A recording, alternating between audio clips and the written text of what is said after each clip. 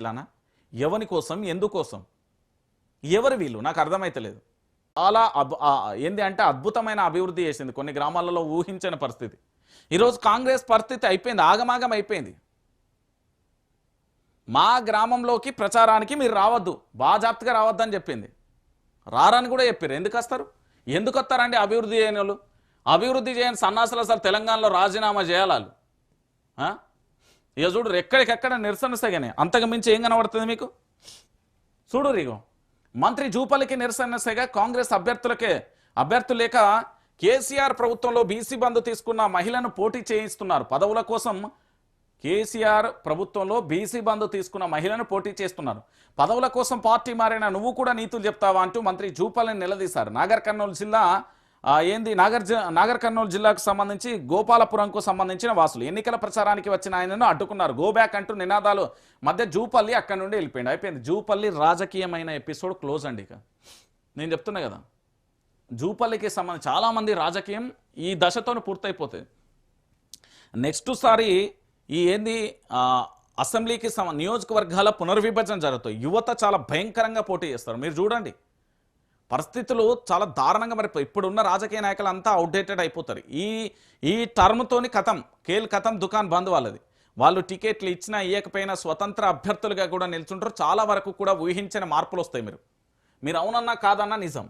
ఇక చూడరు, కాంగ్రెస్ ఓడింది, మొక్కు తీరింది. తొలిదశ పంచాయతీ ఎన్నికలలో కాంగ్రెస్ ఓడిపోవడంపై ఓ యువకుడు సంబరాలు చేసుకున్నాడు. తాను కోరుకున్నట్టుగానే మంచిర్యాల జిల్లా హజీపూర్లో కాంగ్రెస్ ఓడిపోయి బీఆర్ఎస్ గెలిచినందుకు హర్షం వ్యక్తం చేస్తూ శ్రీనివాస్ తన మొక్కును చెల్లించుకున్నారు.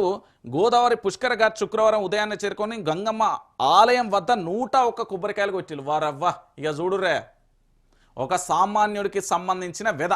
మా రాష్ట్ర ముఖ్యమంత్రి యనుమల రేవంత్ రెడ్డి గారికి దయచేసి ఈ వీడియోను షేర్ చేయరి, పంపిరి. ముఖ్యమంత్రి గారు కాంగ్రెస్ పార్టీ ఓడిపోతే మొక్కు తీర్చుకుంటా అని మొక్కిరట. అంటే ప్రజలలో కాంగ్రెస్ పార్టీ మీద అనువనువున ఎంత భయంకరమైన కోపం ఉన్నదో చూడు. అది మీ యొక్క స్వయంకృత అపరాధమే. మీ 6 గ్యారెంటీలు, 13 అంశాలు, 420 హామీలు, దాంతోపాటు మీ ఎమ్మెల్యేలు వివరించే తీరు, మీ నేతలు వివరించే తీరు, మీ పోలీసు యొక్క దౌర్జన్యం ఎంత దారుణంగా కూడా అక్రమ కేసులు, అరెస్టులు, కోట్ల చుట్టూ ఇప్పుడు దాంతోపాటు ఎక్కడికెక్కడ కూడా పేదల లగచెర్ల లాంటి ఘటనలు, హైడ్రా లాంటి ఘటనలు, మూసీ లాంటి ఘటనలు, దాంతోపాటు రామన్నపేట మా సిమెంట్ ఫ్యాక్టరీకి సంబంధించి ఇట్లా చెప్పుకుంటూ పోతే చాలా ఉన్నాయి తెలంగాణ రాష్ట్ర వ్యాప్తంగా. సో వాటన్నింటిని కూడా రాష్ట్ర వ్యాప్తంగా ఉన్న ప్రతి అంశాన్ని కూడా మనందరం కూడా ఇవన్నీ కూడా తెలంగాణ సమాజం చాలా స్పష్టంగా చూసి ఇలా ఒక సామాన్యుడు ఆర్తనాద్ అనేది పోయి దేవుని దగ్గర 101 కొబ్బరికాయలకు వచ్చిండట. అద్భుతం కదా ఇది, జబర్దస్త్ లేదు. కాంగ్రెస్ పార్టీ వాళ్ళందరికీ కూడా నేతలకు మాదే రాజ్యం, మాదే అది అన్నట్టు ఈ విర్రవీగే ప్రతి ఒక్కరికి ఈ యొక్క ఈయన శ్రీనివాస్ యొక్క ఉదాహరణ.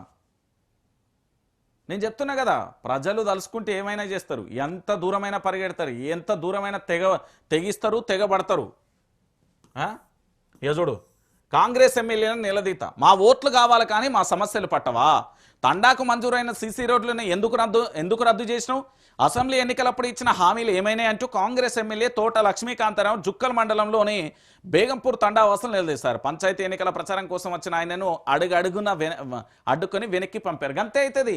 నేను మళ్ళీ చెప్తున్నా, ఇక్కడ నుండి వైఆర్టీవీ వేదికగా జర్నలిస్ట్ రంజిత్ అనబడే నేను చాలా స్పష్టంగా చెప్తున్నా, ఇంకా మరి ఒక 6 నెలలు సంవత్సరం తర్వాత మీ యొక్క సొంత నియోజకవర్గాలలో గ్రామాలలో తిరగడానికే మీరు భయపడే పరిస్థితులు ప్రజలే తీసుకొస్తారు.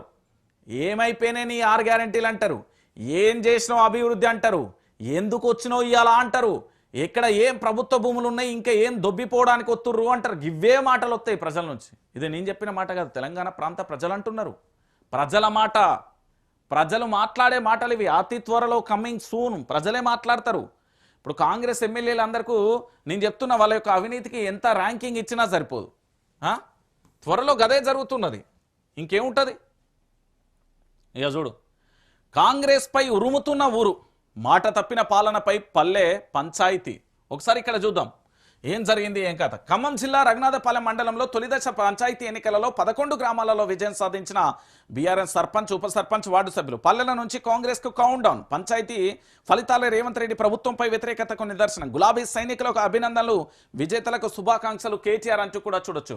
పంచాయతీ ఎన్నికలు ఎప్పుడు జరిగినా అధికార పార్టీ ఆధిక్యతను ప్రదర్శిస్తుంది. 3/2 గ్రామాలు అధికార పార్టీ ఖాతాలో పడిపోతాయి.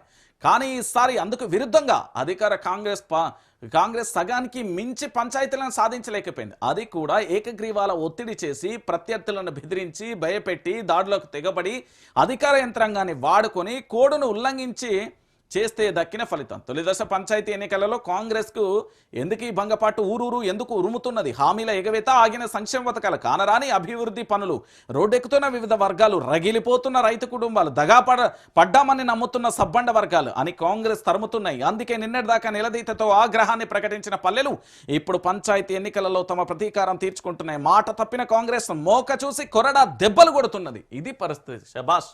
ప్రజలంటే మామూలు తడాకా ఉంటుంది. ప్రజలతో ఆట మామూలుగా ఉండదు. వేటాడతారు ప్రజలు.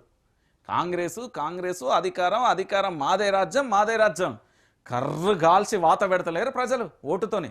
ఓటు అనే ఒక ఆయుధంతో మళ్ళా వెనకమరల మొత్తం వాతలు రావాలి, అట్లున్నది ప్రజలు. ఇది తెలంగాణ పౌరుషం అంటే. ఇట్లా మీసం తిప్పి తొడగొట్టాలి.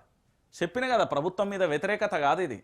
ప్రభుత్వం చేస్తున్న అరాచకాలను భరించలేక ఈ ప్రభుత్వం ఎప్పుడు దిగిపోతుందా అని మొక్కిన మొక్కులు లేరు తెలంగాణలో చాలా మంది ప్రజలు. నేను చెప్తున్నా కదా, కాంగ్రెస్కు కర్రుగాల్చి వాత పెట్టిన గ్రామీణ ఓటర్లు సగం పంచాయతీల పైన గెలుచుకోలేని ధైర్యం. 2 ఏళ్లలో రేవంత్ పాలనపై స్పష్టమైన వ్యతిరేకత. ముఖ్యమంత్రి ప్రచారం చేసిన దక్కని ఫలితం. ఇజ్జత్ పాడుగానే ఎంత ఘోరం అంటున్నారు, ఊళ్ళల్లో మాట్లాడుకుంటున్నారు. ముఖ్యమంత్రి సర్పంచ్ ఎన్నికల ప్రచారానికి పోయిండండి. ఆలోచించురు ఇక మీరు. ఇంతకంటే ఘోరం ఏముంటుంది?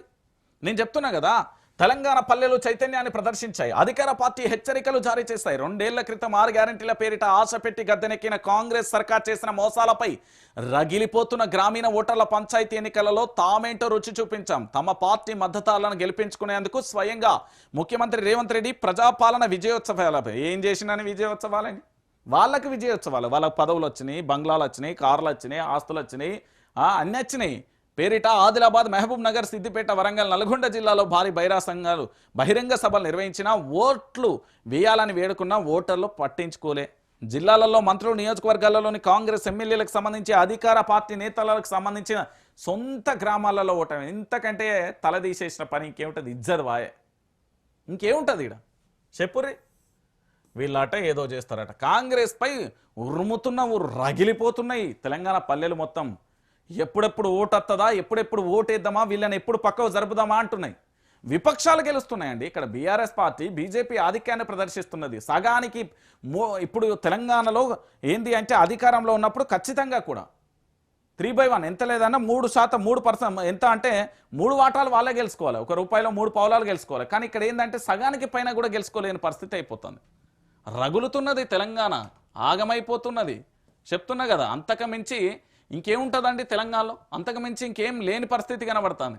ఇక